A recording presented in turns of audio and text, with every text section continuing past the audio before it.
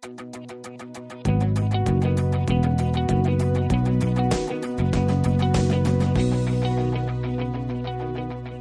good to be here. I'm excited about our text this morning. For those of you that are visiting with us, maybe you're visiting because you're with family for Thanksgiving, or maybe you're just here checking us out for the first time and a friend invited you. To give you an idea of what we do, every week we gather, we worship, spend a little bit of time praying, and then we dive into the scriptures that we really believe have value for our lives. We dive into the scriptures every week, and we really dig in and look for places where the scriptures intersect with our lives and our hearts and really make meaning out of the life that we're living. Currently, we've been walking through the New Testament book of Acts, which is a book written by a guy named Luke. And Luke was outlining really the history of the church, how the church got started in the little city of Jerusalem and then expanded through the Roman Empire, ultimately leading to us and where we are today. We've been walking through this. We've been looking at the origins of the church, really with an eye towards how we become a church that reflects more of the values and attitudes of that first church. That was an amazing church. And as we've been walking through this series, we're 17 chapters into a 28-chapter book. We've been really trying to understand how can we recapture elements of our story that we've lost? And how can we become the kind of people that express the same sort of confidence and power and have the same kind of difference in society as the early church did? And so really that's been our heart as we've moved through this. Today we're in Acts chapter 17. If you have a Bible, we're going to start pretty quickly this morning by just reading through this, and then I'm going to unpack it and talk about it. If you don't have a Bible, the words are on the screen. But why don't you join me, and let's start by reading in verse 1 of Acts chapter 17. It says this. It says, "Now when they passed through Amphipolis to Apollonia, they came to Thessalonica, where there was a synagogue of the Jews. And Paul went in, as was his custom, and on 3 Sabbath days he reasoned with them from the Scriptures, explaining and proving that it was necessary for the Christ to suffer and to rise from the dead, and saying, 'This Jesus, whom I proclaim to you, is the Christ.' Some of them were persuaded and joined Paul and Silas, as did a great many of the devout Greeks and not a few of the leading women. But the Jews were jealous, and taking some wicked men of the rabble, they formed a mob and set the city in an uproar and attacked the house of Jason, seeking to bring them out to the crowd. And when they could not find them, they dragged Jason and some of the brothers before the city authorities, shouting, 'These men who have turned the world upside down have come here also.' And Jason has received them, and they're acting against the decrees of Caesar, saying that there's another king, Jesus." And the people in the city and authorities were disturbed when they heard these things. And when they'd taken money as a security from Jason and the rest, they let them go. Now, if you were here with us last week, you know that we're picking up in this story with the Apostle Paul and a few friends, Silas and a few others, who are on what is called Paul's second missionary journey. The church in Antioch had sent him out on one mission, and then he'd reported back what had happened, and now he's on a second mission. Last week, if you were here, they were in the city of Philippi. Now they're in the city of Thessalonica. It's modern-day Thessaloniki, which I don't know why they had to change it for modern days, because for me, I liked Thessalonica better. Thessaloniki sounds like somebody's little poodle to me, and I don't know why, but that's just what I hear. But it's a modern city today, still exists, it's still there, and it's not very far from where they were in Philippi. So this is still the region of Macedonia.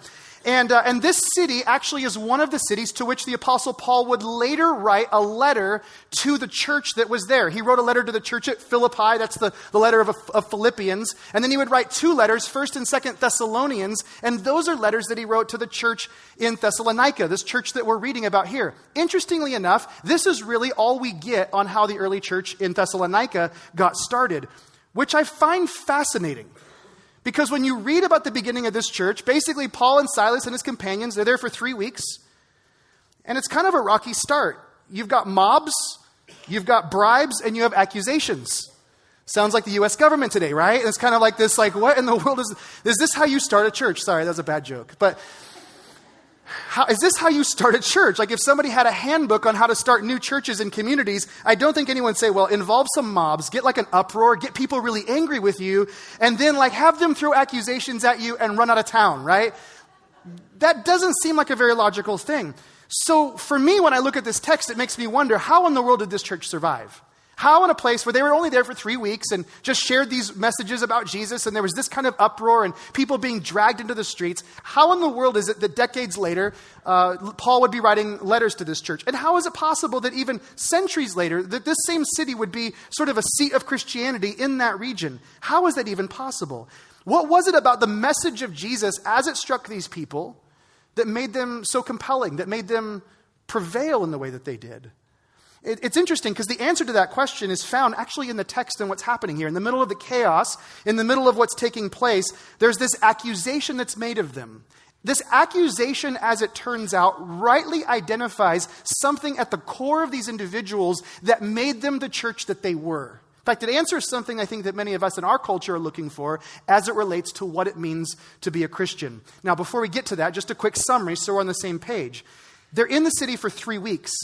The Apostle Paul goes to the synagogue every weekend to preach the gospel, to tell people about Jesus. It says he's reasoning from the scriptures. Maybe you wonder yourself, what does this mean? Well, it says very specifically that he's explaining and proving why it was necessary for the Christ to suffer and to die. Why it was necessary for the Messiah to suffer and die. Now, this is kind of an interesting thing, and I want you to understand the full spectrum of what's happening here. The Jews believed in a Messiah. They believed in a Christ who would come and would rule and reign and would be this powerful political authority who would overthrow the Roman government. So they had this idea of a Messiah. What they didn't have the idea of was a Messiah that would suffer and die and rise again. So what it says is that Paul goes to the synagogue, and first he's pointing out from the scriptures, and he's saying, do you see all these suffering themes in the Old Testament about the Messiah? Do you see how suffering and death and then resurrection and life are a part of this larger story of the Messiah? And so after a couple of weeks, people are saying, yes, I get that. I see that the Messiah is going to suffer. I never saw this before. Then he says, oh, by the way, there's this guy named Jesus, and he has suffered, and he has died, and he has risen. Therefore, he is the Christ. That's what he's doing when it says he's going to the synagogue. He's explaining, proving why it was necessary, why this was a part of the Messiah's story. And then he's saying, by the way, Jesus is the Messiah. Now, that's where this accusation comes in. And by the way, it's not just an accusation like a false accusation. It's actually a true accusation. What is said about these Christians is true about these Christians. And I think that's something we need to sort of sink our teeth into this morning, is the idea that this truth that is being proclaimed about them is a truth that is accurate. This claim being made of them is something that is true about them. And so what happens is some of these people, as they hear the message of Jesus being the Messiah, some are persuaded, some are not. And then in verse 5 it says that the Jews were jealous and they formed a mob with some of the wicked men of the rabble. Every time I read Wicked Men of the Rabble, I just think it's like a 90s emo punk band. Like, that's what I picture, like Wicked Men of the Rabble, something like that. But the point is that the Jews get jealous, right? They see all these people now in the synagogue believing that the Messiah has come. It's not what they predicted. It's different than they thought. They get jealous and they go to the troublemakers. They go to the gangs of the street. Every city's had these for centuries. They go to the mob, basically. And with that mob, they form a mob. And you have to capture the irony of this in this moment. Here we have these devout Jews, individuals who are committed to keeping the law. They are committed to the purity of their religion. You have these Jews who have been chasing Christians because these Christians are set to undermine everything that Judaism holds dear. There's no way this could be the fulfillment of what we believe. And so they're so zealous. They've been chasing Christians. Any nuance of anything other than pure Judaism is pushed out of wherever they have capacity to influence.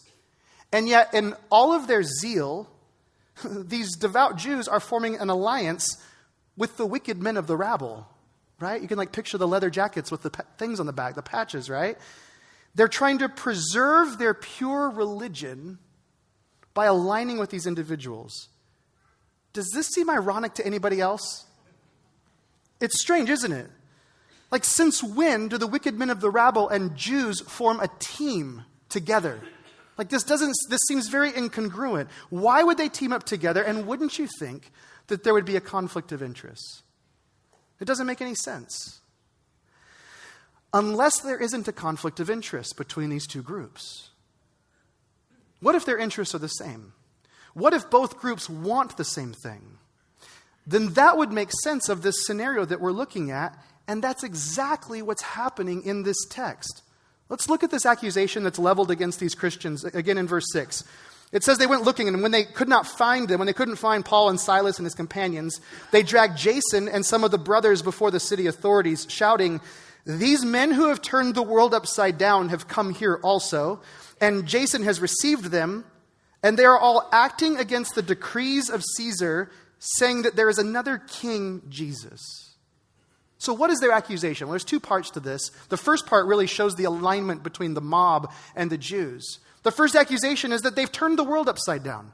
They're messing with people's lives. That's essentially what it is. You guys, listen, you've heard about how they went to these other cities and towns and things are just a mess in the places they went. People aren't doing things the way they used to do them. They're upsetting culture. Things are changing. In Philippi, there's a slave girl who's not bringing her owner's money anymore. They're telling these kinds of stories. They're messing with culture. They're mixing up people's lives. They're making things uncomfortable and disrupting the status quo. When we get desperate and people start to mess with things, we do very interesting things. So here's the accusation. They're messing with our lives. And then the very interesting thing that the Jews do is they level an accusation against them by appealing to Roman sensibilities. This seems so ironic to me. They say they're acting against the decrees of Caesar. So they're so desperate, so out of sorts, that they're appealing to the very laws of the government that oppress them. The very laws of the government that oppress them, because this is so disruptive and so messing with them, they're now going to align with the government of Rome in hopes to drive these people out. So they've aligned with the rabble, now they've aligned with Caesar's government. And they say they're acting against the decrees of Caesar. Now, why would they say this? On what grounds do they make this accusation? Well, it turns out that what they're saying reveals what it means to be a true Christian. They're saying something that even the Romans didn't understand when it was being stated. The accusation reveals a truth essential to being a follower of Jesus. If you wonder what it means to be a follower of Jesus, these Jewish leaders are actually bringing something into the light that the Romans didn't even understand at this point. How are Paul's teachings against the decrees of Caesar? So the Romans didn't care about Jesus being another god people worshipped. There's this pantheon of gods that the Greeks and Romans worshipped. They were worshipped because people were just simply trying to get something out of the gods to live their kind of life. But they submitted themselves to Caesar, who was the ultimate ruling authority. So in this pantheon of gods, Jesus didn't matter. If these people want to worship Jesus, that's great. Just add him to the list. That's all Jesus is to these people. So why would that matter? But the Jews understand something about what Paul's saying that the Romans do not. And it's this small nuance that is a shift in all of our thinking that draws a line between what it means to truly follow Jesus and artificially follow Jesus. When Paul presents Jesus as the Christ, when it says this at the beginning, that he goes to the synagogue and he's proclaiming him as the Messiah, he's presenting Jesus as a new king. The accusation is true. He's saying Jesus is the king. Christ is the king. That's the whole idea of this title, the Christ. He is the King of all kings. And so the Apostle Paul, as he's moving from city to city, he actually is spreading a very subversive message to the people that are living in the Roman Empire. There is another king, regardless of the one that rules this land you presently live in, and he is the one that ultimately rules over everything. That's what it means to be the Christ. That's what it meant to be the Messiah. So ultimately what's being said is this, and it's so unbelievably impactful and so informative for those of us wondering how to follow Jesus. He's essentially saying this: to be a Christian is to pledge your allegiance to Jesus as King. That's what it means to be a Christian. You're aligning your loyalties to Jesus. You're aligning your heart to Jesus. You're pledging your allegiance to Jesus. That's the message of the Apostle Paul and the core of what it means to follow Jesus. That's the heart of Christianity. That's what it means to be a Christian. And what's happening in this text is what happens everywhere in the world. When your allegiance shifts and you realign with Jesus, you're going to have conflicts with the prevailing culture around you. If you don't change your allegiances and you simply try to believe things about Jesus, you won't have conflicts with your culture, you'll have conflicts with your soul. And Jesus won't make sense to you. You'll be frustrated with him because you haven't made him king. You haven't aligned to him.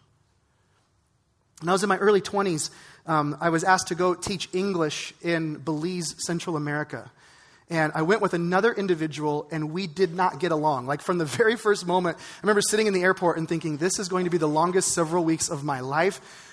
Sherry and I had just gotten engaged, and I remember like thinking to myself, I wish she was coming on this trip and not this guy. Like I'm going on this sort of weird trip with this guy I don't like. And so we were staying in this really, really rough house in sort of the central part of Belize City. And we were working with immigrants who weren't English speaking, because Belize is an English speaking country. And so there were immigrants who were refugees ultimately who were coming but needed jobs. And so we were working to teach English. And because I didn't like the guy that I was with, can I say that? I spent a lot of time by myself. Like any chance I could to get away from this guy, I was like, I'm on my own. So I would wander the streets of Belize City, which is not really safe and not really smart, but I didn't really care because I was that desperate. I would just kind of wander and explore the streets of Belize. And this one particular day, I wandered around this corner and I came up to this site right here. And in Belize, in the middle of this major tributary, there is this bridge they call the Swing Bridge. And when I walked up to it, they were in the middle of doing this. And the day I was there was more of a crowd that had gathered around it. But basically what happens is a couple of times during the days, and for really decades this happened, a couple of times every day, there's a group of men that go out and they have this giant tool, like with handles on it, that's massive, and they insert it into the bridge, and then they begin pushing on this tool, and the bridge spins and turns to allow taller boats to navigate the river and get to different places in the city. And so I show up when it's kind of mid-turn, and I'm kind of hanging out there, and I was actually thinking about crossing the street. So I thought, well, I'll hang out for a while. Turns out a while is well over an hour. And in Belize, like an hour is very vague. It's like, yeah, it's about an hour. Like that could be 2 hours. And the interesting thing is they sort of take this bridge out. It becomes perpendicular to the road. And then the guys just take a break while boats go by. They just like sit out there. They're like eating sandwiches. And they're talking, just kind of hanging out. And pretty soon, like people start packing up at the shore, and everybody's kind of waiting for the bridge to come back. And after an hour or so, they all gather back around this giant tool, and they start pushing around until this bridge comes back into alignment with the road. When you and I come to Christ, there is this process. It's like our lives are sort of perpendicular to the will and the purposes of God. And then through a number of different ways and means, God begins to shape our lives, and we begin to shift so that we become aligned with what He has for us, what He says about us, what is true of our reason for being. There's an alignment process that takes place that is primarily centered on this idea of Jesus being the King. We align with Jesus being the King. Now, this alignment really seems to happen for a lot of people in sort of waves. In fact, there's an interesting thing that Jesus says, where He quotes the Old Testament law. What's interesting as you listen to this, you almost see the progression in a person's life. When Jesus was asked what the most important commandment was, He said, love the Lord your God with all your heart, all your soul, all your mind, and all of your strength. It's interesting when you think about how that progression takes place. It's describing a life coming into alignment with Jesus. See, I find it easiest for my heart to align with Jesus. It's like the easiest thing for me, right? Because I hear this news, this good news. In fact, that's the gospel literally means good news. And when Mark used that term, it's one of the first times that Jesus is heard speaking. It says Jesus comes saying, believe the good news. When Mark used the phrase good news, it was actually a phrase that had weight and credibility in culture, but it wasn't a religious phrase. The idea of gospel, the word gospel literally just meant there is some sort of historical moment that's taken place that now changes things for you. In fact, during the time of Jesus, and this might help you understand why there was such a controversy in Thessalonica, during the time of Jesus, there was another writing, another inscription in Rome, and it talked about the gospel of Caesar Augustus.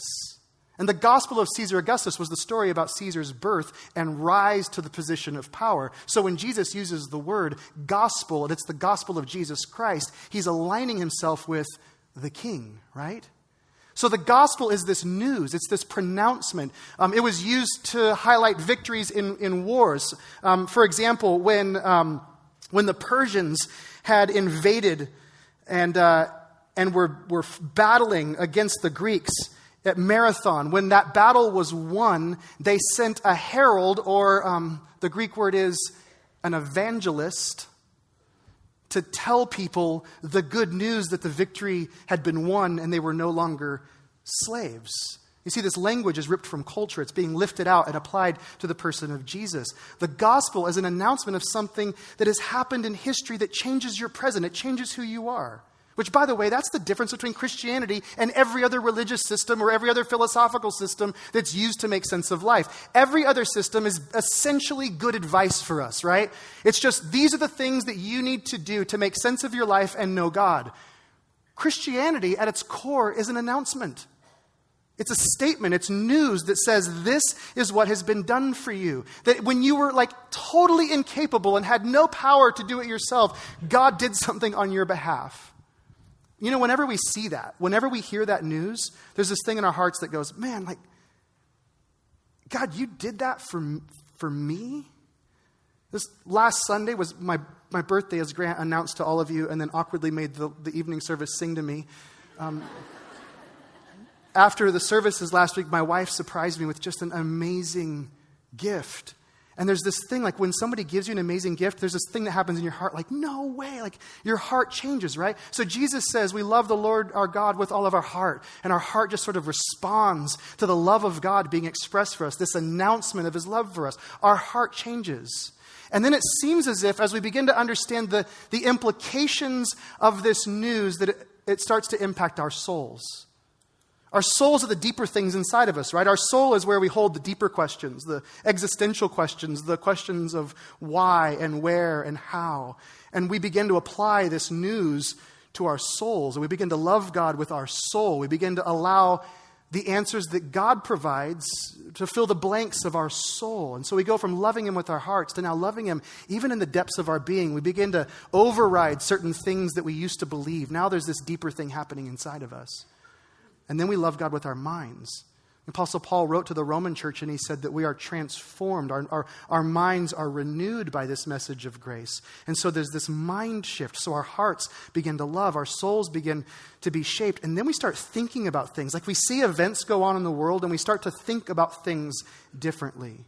We start to look at our relationships. We start to think about them differently. We start to ask different sets of questions. We're no longer just subject to the questions that we were born with. Now we have new things to ask and ponder and wonder. So it's our hearts and our souls and our minds and then our strength.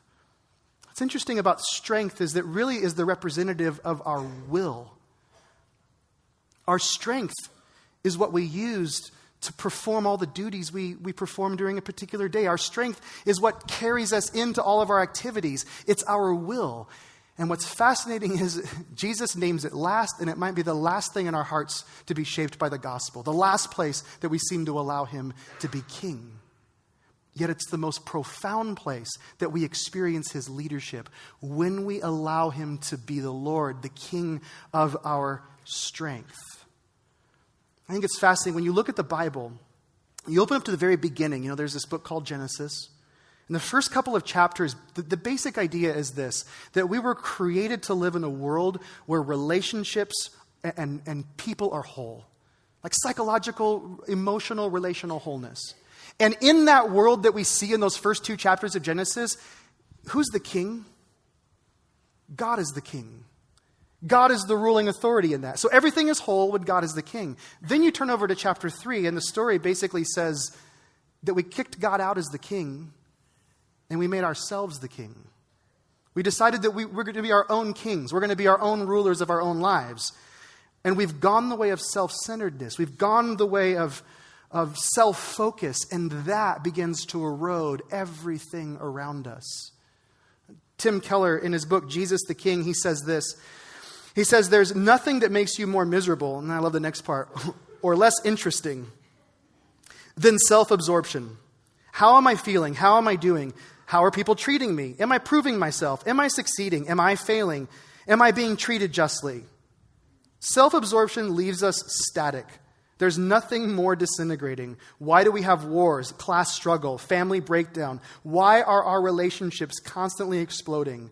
It's the darkness of self-centeredness. When we decide to be our own center, our own king, everything falls apart physically, socially, spiritually, psychologically.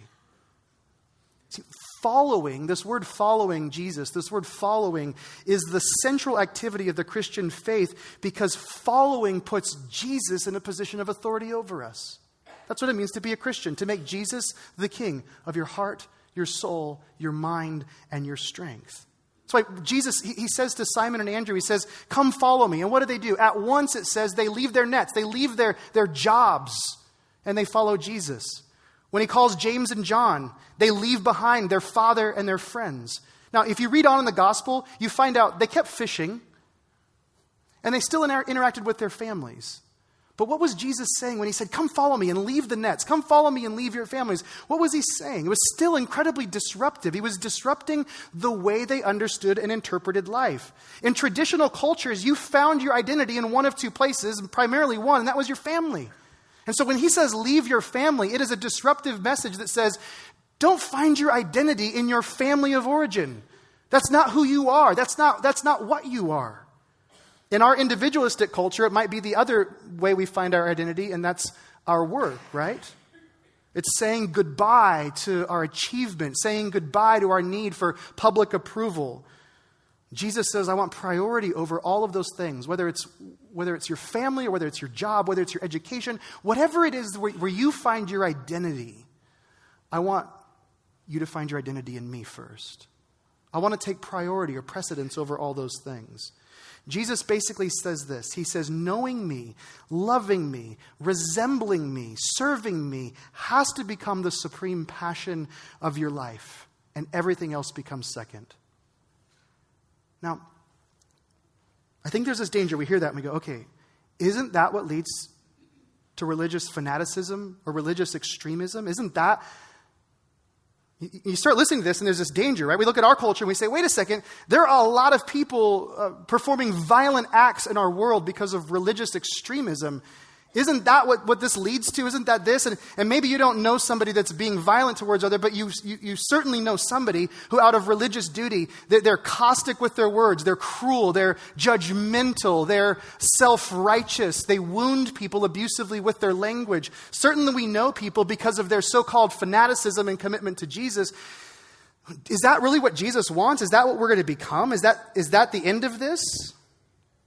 So what do we do with this? For most of us, this is what we think. We go, well, there's probably two ends of the spectrum. There's sort of, on this end, there's this kind of irreligious end of the spectrum where people are ambivalent towards faith and ambivalent towards God. On the other end, there are these religious fanatics who are bombing cafes in Paris. And what we tell ourselves is, well, I want to be like someplace in the middle. I don't want to be a fanatic, but I also don't want to be faithless. So I'm just going to be moderate. It's like Goldilocks, right? There's this spot in between, and it's going to be just right, where I'm not going to be too extreme, but like I'm going to have enough faith to get me through. I want to be in the middle of this whole thing. We sort of land ourselves in a moderate place on the spectrum of belief. But is that the way Christianity works? Is that what we're seeing here? Does that look like Jesus being the king? We never hear Jesus say, guys, moderation is the answer. In fact, in Luke's gospel, he says to this crowd, he says, listen, if anyone comes to me and does not hate his father and mother, his wife and children, his brothers and sisters, yet even his own life, he cannot be my disciple. Luke chapter 14, verse 26. What is Jesus saying there? Does that sound moderate to you? Jesus says, if anyone comes to me, he doesn't say to the crowd, okay, some of you, I want some of you to be really, really committed. Then the rest of you, just like mediocre, would be fine. No, he says anyone. There's no double standard. If anyone wants to have anything to do with me, you have to hate your father and mother, wife and children, brother and sister, and even your own life, or you can't be my disciple. That's what it means to follow Jesus.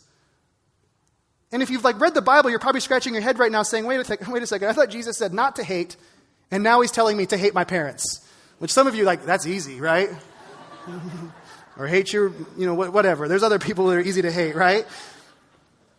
And Jesus isn't calling us to actively hate these people. It's comparative hate. He's saying, this is the place you found your identity. This is the place where you have found the meaning for your life. He's saying you're leaving the very place that you found identity. In that culture, family was where you found identity. He's saying you're leaving this.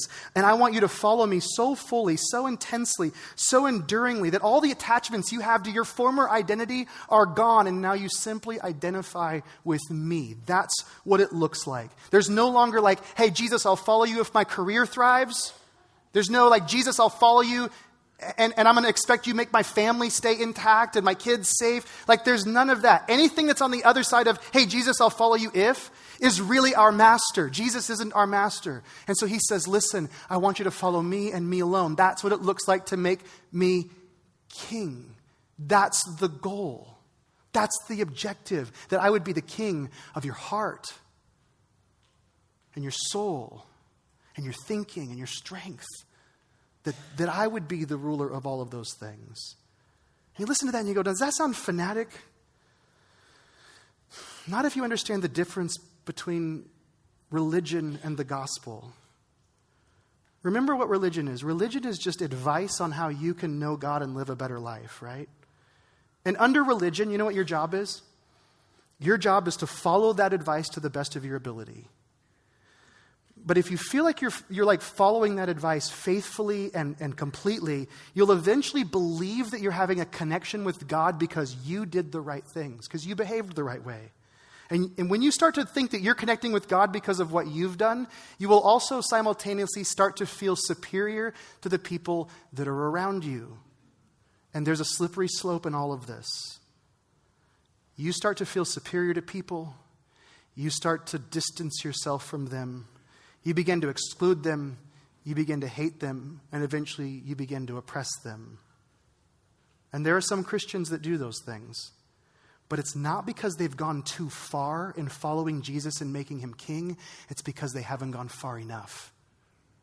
That's why they do those things.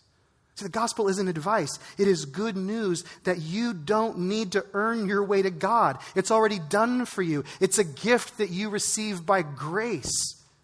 And if you seize that gift and you hold on to it, Jesus' call is not going to pull you to fanaticism or moderation. It will simply call you to a place where he is leading all of your life.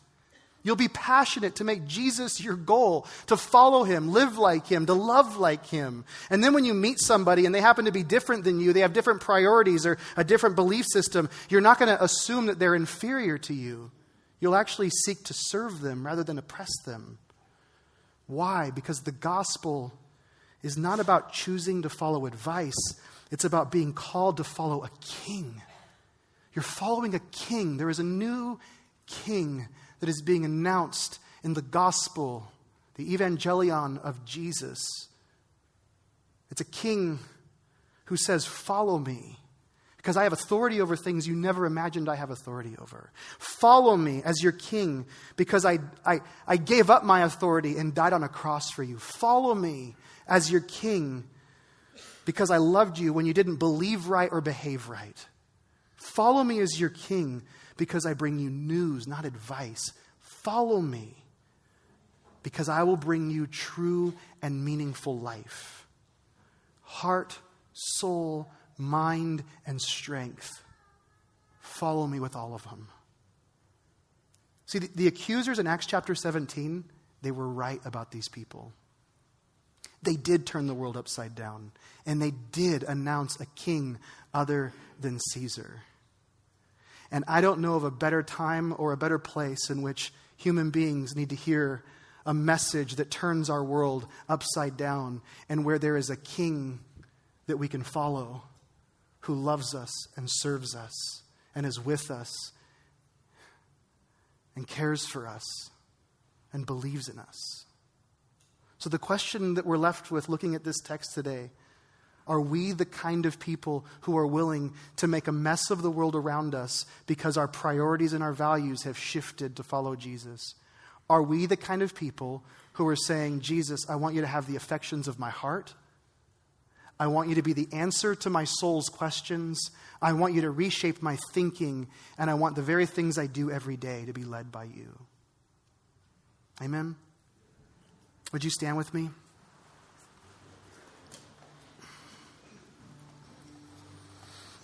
Can we pray together?